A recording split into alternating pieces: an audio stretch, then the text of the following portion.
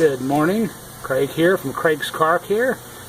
Getting into October here, thought let's talk about the fall months and needing our heaters. This is a old heater core. It's pretty obvious by looking at it. It's out of a '69 Ford pickup, and it really appears to be the original heater core. It's not real big, and of course it's just a single cab pickup, so it doesn't need to be. This one wasn't making any heat, and it really wasn't flowing any coolant through it, even when trying to go directly through it without the heater control valve. It is obvious it's been leaking. I mean, there's no two ways about that. You can see that from the old core.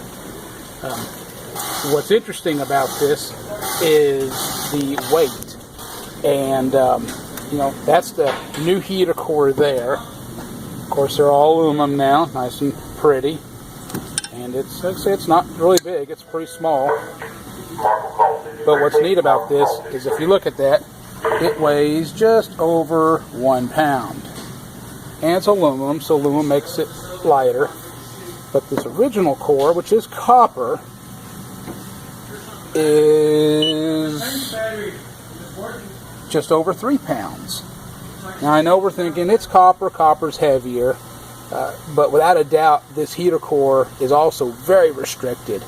The copper should be just, I would expect it to maybe be about 1.5 pounds new.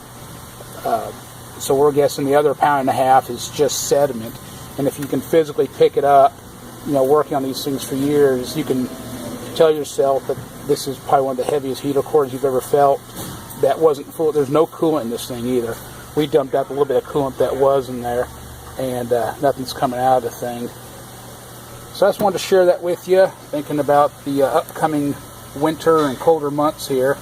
Probably a good time to use this as a reminder to have our coolant checked for protection level. That never costs anything.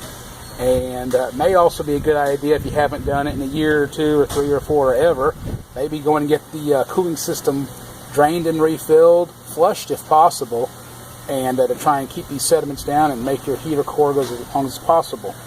This one's not terrible to change, just a couple hours, but as we all know, in a lot of our newer cars, they cram these way up under the dash, and changing out one of these things can take your local technician a day to a day and a half to 2 days sometimes to change, and that can translate into over $1,000. So maybe a little bit of preventive maintenance can make your heater go as long as possible. Thanks for watching Craig's Car Care.